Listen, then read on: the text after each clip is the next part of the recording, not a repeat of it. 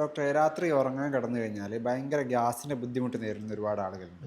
ഇപ്പോൾ നെഞ്ചരിച്ചിലാണെങ്കിലും അതുപോലെ തന്നെ വയറിൽ ഭയങ്കര ഒരു അസ്വസ്ഥത തോന്നുക, ഇപ്പോൾ ഇത്തരത്തിലുള്ള പ്രശ്നങ്ങൾ പ്രത്യേകിച്ച് രാത്രി കാലങ്ങളാണ് കൂടുന്നത്. അപ്പോൾ ഇങ്ങനെ രാത്രി കൂടാൻ എന്തെങ്കിലും കാരണമുണ്ടോ? അതുപോലെ തന്നെ ഇത് കുറയ്ക്കാൻ വേണ്ടിയിട്ട് എന്തെങ്കിലും ടിപ്സും കാര്യങ്ങളും പറഞ്ഞുതരാൻ പറ്റുമോ? Okay okay.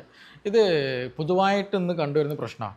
രാത്രി കിടക്കാൻ നിന്നുണ്ടെങ്കിൽ ചിലപ്പം പുളിച്ചത് കെട്ടുക, അങ്ങനെയുണ്ട്. എന്തോ പുളിച്ച വെള്ളം കൊണ്ട് വരിക, നെഞ്ചെരിയുക, നമ്മുടെ ഈ ഒരു ഭക്ഷണം ഇറങ്ങുന്ന കുഴലുണ്ടല്ലോ ആ ഭാഗത്തേക്ക് നല്ല എരിച്ചിൽ വരിക, അതുപോലെ വയറ് നല്ല വേദന വരിക, അങ്ങനെയുണ്ട്. അപ്പോൾ പലപ്പോഴും അതുകൊണ്ടാണ് ഈ രാത്രി സമയത്ത് നെഞ്ഞുവേദന വന്നെങ്കിൽ ഹാർട്ട് അറ്റാക്ക് ആണെന്ന് പറഞ്ഞാൽ പെട്ടെന്ന് നമ്മൾ ഈ ഹോസ്പിറ്റലിലേക്ക് പോകുന്നുള്ളതാണ്.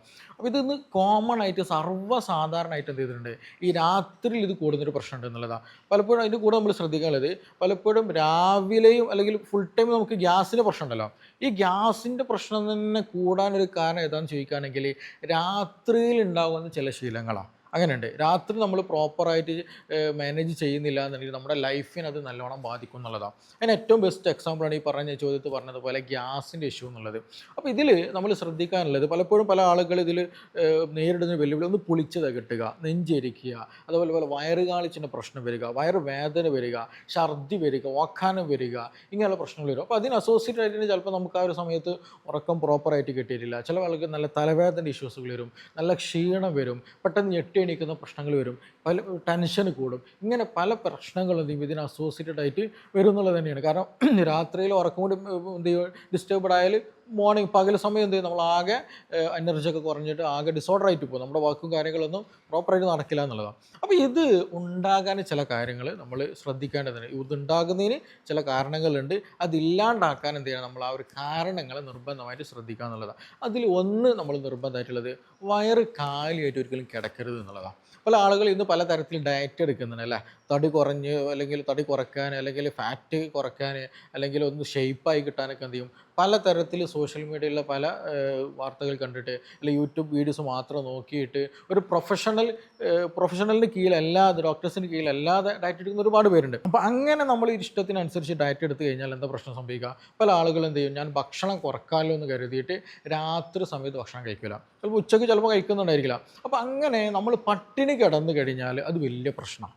അതായത് നമ്മൾ ആ ഒരു സമയത്ത് വയറ്റിൽ എന്തുണ്ടാവും, ദഹനരസങ്ങൾ ഉണ്ടായിരിക്കും, അതായത് വിശപ്പുണ്ടാകാനുള്ള വിശപ്പുണ്ടായിരിക്കും, അല്ലെങ്കിൽ HCl പ്രൊഡ്യൂസ് ചെയ്യുന്നുണ്ടായിരിക്കും, എൻസൈംസ് ഒക്കെ പ്രൊഡ്യൂസ് ചെയ്യുന്ന അല്ലെങ്കിൽ വയറ്റിലുണ്ടായിരിക്കും. അപ്പോൾ അങ്ങനെ ഉണ്ടായിരിക്കെ, വിശപ്പുണ്ടായിരിക്കെ ഭക്ഷണം കഴിക്കാതെ കിടന്നു കഴിഞ്ഞാൽ എന്ത് ചെയ്യും, അത് അസിഡിറ്റി കൂടാനും ഈ പറഞ്ഞതുപോലെ പുളിച്ചു തകട്ടലും നെഞ്ചരിച്ചലും ഗ്യാസിൻ്റെ പ്രശ്നങ്ങൾക്കും വയറ് വീർക്കാനൊക്കെ എന്ത് ചെയ്യും, ഇത് ഗ്രാജ്വലി ഇത് കാരണമായി പോകുന്നുള്ളതാണ്. അപ്പോൾ അതുകൊണ്ട് ഇതിന് ഒരിക്കലും നമ്മൾ എന്ത് ചെയ്യരുത്, തടി കുറക്കണം, അത് അതിൻ്റേതായുള്ള പ്രോസസ്സുകൾ, വേണ്ട ഭക്ഷണങ്ങൾ കാര്യങ്ങൾ ക്രമീകരിച്ച് എക്സസൈസ് ചെയ്തിട്ട് എന്ത് ചെയ്യുക, നമ്മൾ കുറയ്ക്കുക എന്നുള്ളതാണ്. അല്ലാണ്ട് പട്ടിണി കിടന്ന് ഒരിക്കലും രാത്രി സമയത്ത് പ്രത്യേകിച്ച് നിങ്ങൾ അങ്ങനെ ഒരു പട്ടിണി കിടക്കുന്ന ഒരു സാഹചര്യം ഉണ്ടാക്കരുത്. അങ്ങനെ വന്നു കഴിഞ്ഞാൽ എന്ത് ചെയ്യും, അസിഡിറ്റി കൂടാനും നെഞ്ചരിച്ചിലും ഛർദിയും ഗ്യാസ് അങ്ങനെ പല തരത്തിലുള്ള അസ്വസ്ഥതകളും, അതുപോലെ ഡെഫിഷ്യൻസി സിംറ്റംസിൽ രക്തക്കുറവിൻ്റെ പ്രശ്നങ്ങൾ, അങ്ങനെ പലതരത്തിൽ ബുദ്ധിമുട്ടുകൾക്ക് അത് കാരണമാകുന്നുള്ളതാണ്. അതേസമയം നിങ്ങൾ എന്ത് ചെയ്യുക, കിടക്കുന്നതിന് മുൻ ആ ഒരു സമയത്ത് നിങ്ങളൊരു 10 മണിക്കാണ് കിടക്കുന്നുണ്ടെന്നുണ്ടെങ്കിൽ, അല്ലെങ്കിൽ ഒരു 9 മണിക്കാണ് കിടക്കുന്നുണ്ടെങ്കിൽ ഒരു 7 മണിയാകുന്ന സമയത്ത് ലൈറ്റായിട്ട് എന്തെങ്കിലും ഭക്ഷണങ്ങൾ കഴിക്കുക. ഈസിലി ഡൈജസ്റ്റബിൾ ആകുന്ന ഫുഡുകൾ, അല്ലെങ്കിൽ സൂപ്പുകളായിട്ടോ അല്ലെങ്കിൽ അങ്ങനെ എന്തെങ്കിലും സിമ്പിൾ ഡൈജസ്റ്റ് ആകുന്ന ഫുഡുകൾ ക്വാണ്ടിറ്റി കുറച്ചിട്ട് നമ്മൾ കഴിക്കുകയാണെങ്കിൽ വലിയ പ്രശ്നമൊന്നും ഉണ്ടായിരിക്കില്ല. അത് നിർബന്ധമായിട്ട് നമ്മൾ ശ്രദ്ധിക്കുക. പട്ടിണി എന്ത് ചെയ്യരുത്, ഒരിക്കലും രാത്രി സമയത്ത് ഉണ്ടാക്കരുതെന്നുള്ള. അപ്പോൾ ഒന്നാമത്തെ എന്താണ്, പട്ടിണി കിടക്കാതിരിക്കുക എന്നുള്ളതാണ്. രണ്ടാമത്തെ നമ്മൾ ശ്രദ്ധിക്കാനുള്ളത് ഓവർ ഈറ്റിംഗ്. ഒന്ന് തീരെ തിന്നാതിരിക്കുന്ന അവസ്ഥ, രണ്ട് അമിതമായിട്ട് ഭക്ഷണം കഴിക്കുന്ന ശീലം എന്നുള്ളതാണ്. ഈ അമിതമായിട്ട് ഭക്ഷണം കഴിക്കുന്നത് പല ആളുകൾക്കും ഇന്ന് പറഞ്ഞ പോലെ അസിഡിറ്റി, അതേപോലെ തന്നെ നേരം തെറ്റി കഴിക്കുക, അതുകൊണ്ട് വളരെ ഇമ്പോർട്ടൻ്റാണ്. അതായത് ഒന്നെങ്കിൽ എന്ത് ചെയ്യും, നമ്മൾ കഴിക്കുന്നത് മന്തിയായിരിക്കും, അല്ലെങ്കിൽ അൽഫാം പോലെയുള്ള ഹെവി ഫുഡുകളോ വയറ് നിറച്ച് നമ്മൾ കഴിക്കും, നല്ല ഓയിൽ അടങ്ങിയിട്ടുള്ളതും നല്ല സ്പൈസസ് അടങ്ങിയിട്ടുള്ളതും അങ്ങനെയുള്ള കരിച്ചതും പൊരിച്ചതും വറുത്തതുമായിട്ടുള്ള, അത് മിക്സഡ് ആയിട്ടുള്ളത്, ഡെസേർട്ടുകൾ, ഭയങ്കര ഹെവി ഫുഡുകൾ നമ്മൾ രാത്രി നമ്മൾ കഴിക്കുന്ന ശീലങ്ങളിൽ നിന്ന് വളരെയധികം മലയാളികളിൽ എന്ത് ചെയ്യുന്നുണ്ട്, കൂടിയിട്ടുണ്ടെന്നുള്ളതാണ്. അപ്പോൾ ഇത് മാത്രമല്ല, അത് എപ്പോഴും പലപ്പോഴും കഴിക്കുന്നത് ചിലപ്പോൾ 12 മണിക്കാണ്, 11 മണിക്കാണ്, 1 മണിക്കാണ് യാത്രകൾ പോയിട്ട് ചെയ്യുന്നതാണ്. അപ്പോൾ ഇത് ഇങ്ങനെ ഒരു ഓവർ ഈറ്റിങ്, ഈ പറഞ്ഞതുപോലെ അർദ്ധരാത്രികൾ സമയം തെറ്റിയിട്ടുള്ള ഭക്ഷണശീലം കഴിക്കുമ്പോൾ അത് നല്ല രീതിയിൽ നമ്മുടെ ദഹനത്തെ ബാധിക്കുന്നുണ്ട്. നമുക്കറിയാം, നമ്മൾ മനസ്സിലാക്കാനുള്ളത്, നമ്മൾ ഈ രാത്രി സമയത്ത് ബോഡി ഉറങ്ങാൻ പോകുന്ന കണ്ടീഷൻ എന്ന് പറഞ്ഞിട്ടുണ്ടെങ്കിൽ ഓൾമോസ്റ്റ് നമ്മുടെ ബോഡിയിൽ നടന്ന പല ഫംഗ്ഷനുകൾ എന്ത് ചെയ്യും, അത് മൈനസ് ആകാൻ അല്ലെങ്കിൽ നോർമലായിട്ട് പോകുന്നു അല്ലെങ്കിൽ ഡൗൺ ആയി പോകുന്നുണ്ട്. അതിൻ്റെ ഫംഗ്ഷനൊക്കെ നല്ല രീതിയിൽ കുറവുണ്ടായിരിക്കും എന്നുള്ളതാണ്. അപ്പോൾ അതുകൊണ്ട് തന്നെ രാത്രി നമ്മൾ ഹെവി ഫുഡ് കഴിച്ചിട്ടുണ്ടെങ്കിൽ സ്വാഭാവികമായിട്ട് പകലിൽ ഉണ്ടാകുന്ന ഒരു ദഹന കണ്ടീഷൻ ആയിരിക്കില്ല രാത്രിയിൽ ഉണ്ടാകുക എന്നുള്ളത്.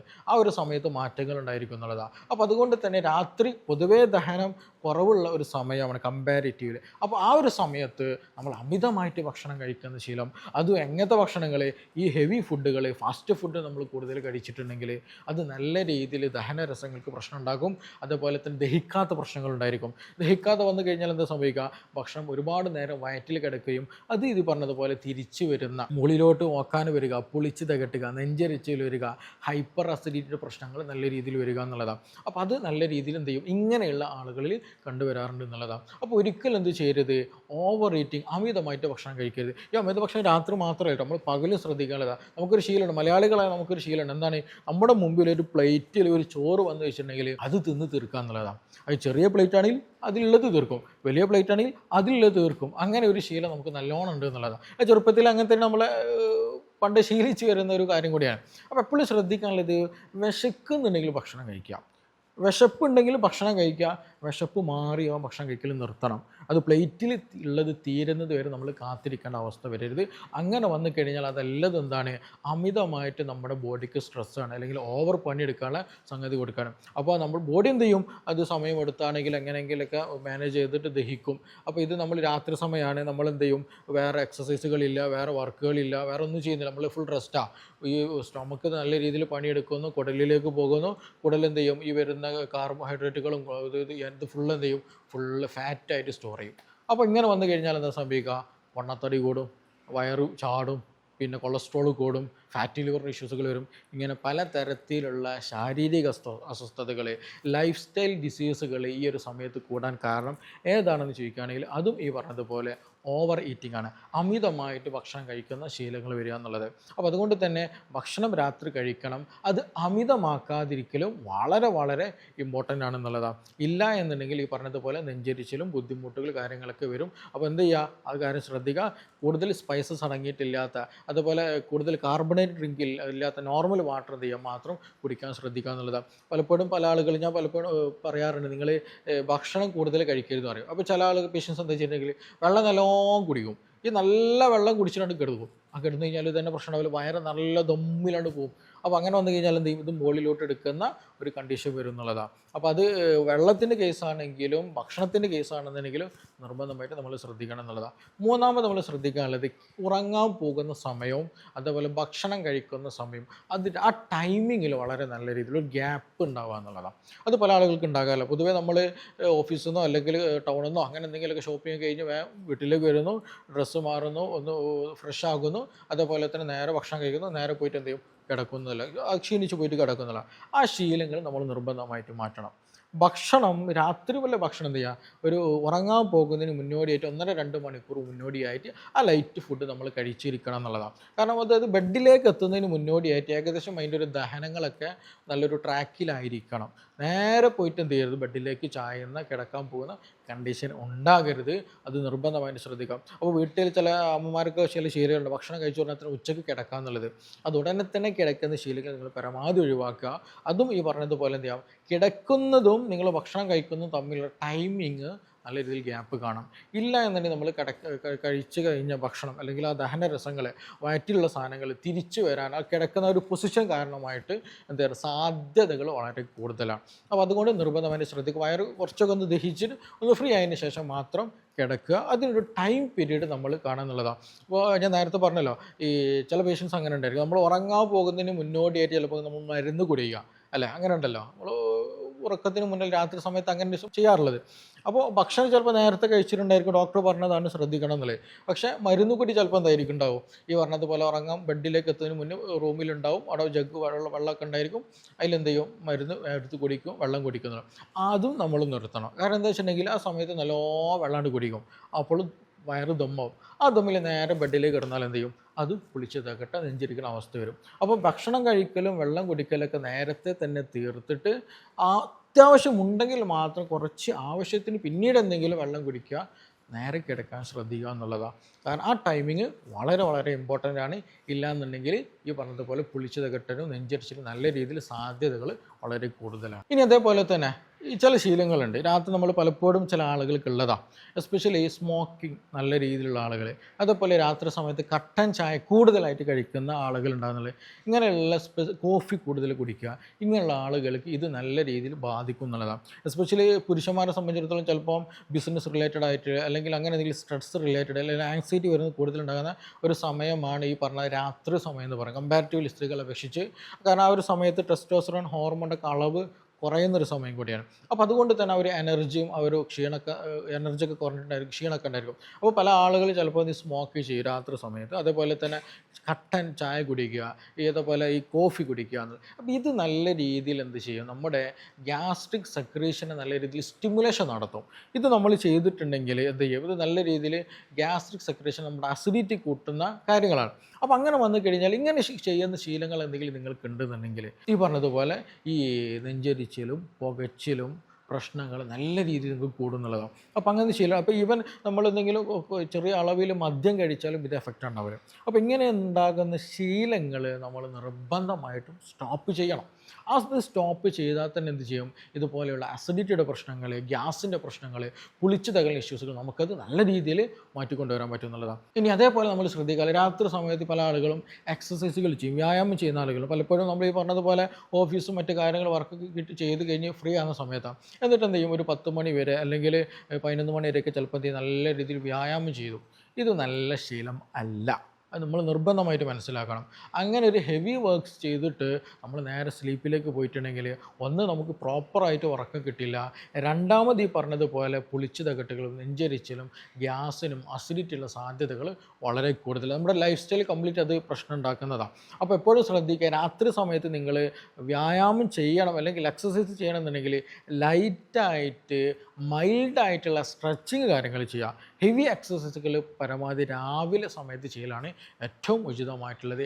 രാത്രി വൈകിട്ടുള്ള എക്സസൈസുകൾ നമ്മൾ നിർബന്ധമായിട്ട് ഒഴിവാക്കണം. അത് ഉറക്കത്തെയും നമ്മുടെ കംപ്ലീറ്റ് ലൈഫ് സ്റ്റൈലിനെ എന്ത് ചെയ്യും, അത് ബാധിക്കും എന്നുള്ളത് അത് നിർബന്ധമായിട്ട് നമ്മൾ ശ്രദ്ധിക്കുക. ഇനി അതേപോലെ തന്നെ നമ്മൾ മറ്റൊന്ന് മനസ്സിലാക്കണം, പല ആളുകളും ഭാര്യയും ഭർത്താവും കൂടി ചിലപ്പോൾ നമ്മൾ കിടക്കും, അല്ലെങ്കിൽ ഭാര്യയ്ക്ക് ഫോൺ വിളിച്ച് ഭർത്താവ് അല്ലെങ്കിൽ ഭർത്താവ് പരസ്പരം ഫോൺ വിളിച്ച്, അപ്പോൾ വിദേശത്തുള്ള ആളുകൾക്ക് ഉണ്ടായിരിക്കും ഫോൺ വിളിച്ചിട്ട് കിടക്കും, ഒരുപാട് സംസാരിക്കും, ചിലപ്പോൾ വീട്ടിലത്തോ നാട്ടിലത്തോ പായരും പറച്ചിലും പരാതികളും പരിഭവങ്ങളൊക്കെ പറയും.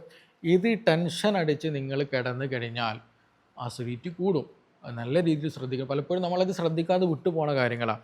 നമ്മുടെ പേര് ചിലപ്പോൾ മക്കളുടെ കാര്യങ്ങളായിരിക്കും, അല്ലെങ്കിൽ നാട്ടുകാരുടെ കാര്യമായിരിക്കും, പല പ്രശ്നങ്ങൾ നമ്മളെ സമയത്ത് ചിലപ്പോൾ എന്ത് ചെയ്യും, കാരണം ആ ഒരു സമയത്തായിരിക്കും പലപ്പോഴും ഒരു ഫ്രീ ടൈം കിട്ടുക, അല്ലെങ്കിൽ ആ ഒരു ഫ്രീ ഒരു എൻവയോൺമെൻറ്റ് നമുക്ക് കിട്ടുക. അപ്പോൾ അങ്ങനെ നമുക്ക് ടെൻഷൻ ഉണ്ടാകുന്ന, മാനസിക സമ്മർദ്ദങ്ങൾ ഉണ്ടാകുന്ന വിഷയങ്ങൾ രാത്രി ഉറങ്ങാൻ പോകുന്ന സമയത്ത് നമ്മൾ സംസാരിക്കുകയാണെങ്കിൽ നെഞ്ചരിച്ചിൽ കൂടും, അറ്റാക്ക് കൂടും, ടെൻഷൻ കൂടും, ഉറക്കമില്ലായ്മ വരും, പലതരത്തിലുള്ള അസുഖങ്ങൾ, അസിഡിറ്റി പോലെ ഇഷ്യൂസുകൾ നല്ലോണം കൂടും. ഇത് പല ആളുകൾ ശ്രദ്ധിക്കാതെ വിട്ടുപോകുന്ന കാര്യം കൂടിയാണ്. അപ്പോൾ നിർബന്ധമായിട്ട് എന്ത് ചെയ്യണം, നമ്മൾ ആ ഒരു കാര്യം ശ്രദ്ധിക്കുക. നമ്മൾ ഉറങ്ങാൻ പോകുന്നതിന് മുന്നോടിയായിട്ട് റൂമിലേക്ക് കയറുന്ന സമയത്ത് തന്നെ എല്ലാ പ്രശ്നങ്ങളും മാറ്റി വെക്കുക. എന്നിട്ട് നിങ്ങൾ എന്ത് ചെയ്യുക, റൂമിലേക്ക് പോവുക. കാരണം നമ്മളത് ഉറങ്ങാൻ പോവുകയാണ്. അപ്പോൾ അതിന് വേണ്ടി ക്രമീകരിച്ചിട്ടാണ് നമ്മൾ റൂമിലേക്ക് എത്തേണ്ടത്. അപ്പോൾ അങ്ങനെ നമ്മൾ ചെയ്യുന്ന സമയത്ത് നമുക്ക് ഉറക്കം പ്രോപ്പറായിട്ട് കിട്ടും. അല്ലാതെ തലയണ മന്ത്രങ്ങളും ഇതുപോലെയുള്ള ഫോൺ കോളുകളൊക്കെ എന്ത് ചെയ്യും, നമ്മളെ അത് നല്ലോണം സ്ട്രെസ്സിലാക്കും, മാനസിക സമ്മർദ്ദത്തിലേക്ക് കൊണ്ടുപോകും, പല ഇഷ്യൂസുകളുണ്ടാകും. അപ്പോൾ അത് നിർബന്ധമായിട്ട് ശ്രദ്ധിക്കുക എന്നുള്ളതാണ്. അപ്പോൾ അസിഡിറ്റി ഉള്ള ആളുകൾ കേവലം നമ്മളൊരു ഭക്ഷണം മാത്രം ക്രമീകരിച്ചുകൊണ്ട് മാത്രം ആയില്ല. അത് കഴിക്കേണ്ട സമയം ഇമ്പോർട്ടൻ്റ് ആണ്, അത് കഴിക്കേണ്ട ക്വാണ്ടിറ്റി ഇമ്പോർട്ടൻ്റ് ആണ്, അതിൻ്റെ ക്വാളിറ്റി ഇമ്പോർട്ടൻ്റ് ആണ്, ഉറങ്ങേണ്ട ടൈം ഇമ്പോർട്ടൻ്റ് ആണ്. അതേപോലെ തന്നെ എക്സസൈസ് വ്യായാമത്തിന് വളരെ ഇമ്പോർട്ടൻ്റ് ഉണ്ട്. നമ്മൾ ഉറങ്ങാൻ പോകുന്നതിന് മുന്നോടിയായിട്ടുള്ള നമ്മുടെ സംസാരങ്ങൾ, നമ്മുടെ ഇടപെടലുകൾ എല്ലാം ഇതിനെ ബാധിക്കുന്നതാണ്. ഇതെല്ലാം മാനേജ് ചെയ്ത് തന്നെ എന്ത് ചെയ്യുള്ളൂ, നമുക്കിത് പ്രോപ്പറായിട്ട് മുന്നോട്ട് കൊണ്ടുപോകാൻ പറ്റും എന്നുള്ളതാണ്. ഇനിയിപ്പോൾ നേരത്തെ ടിപ്സുകൾ ചോദിച്ചു അല്ലേ, ഈ ടിപ്സ് എന്ന് പറയുമ്പോൾ നമ്മൾ ഇതിൽ ശ്രദ്ധിക്കാനുള്ളത് ഈ പറഞ്ഞ കാര്യങ്ങൾ കംപ്ലീറ്റ് നമ്മൾ ക്ലിയർ ചെയ്യുക എന്നുള്ളതാണ് ആദ്യമായിട്ട്.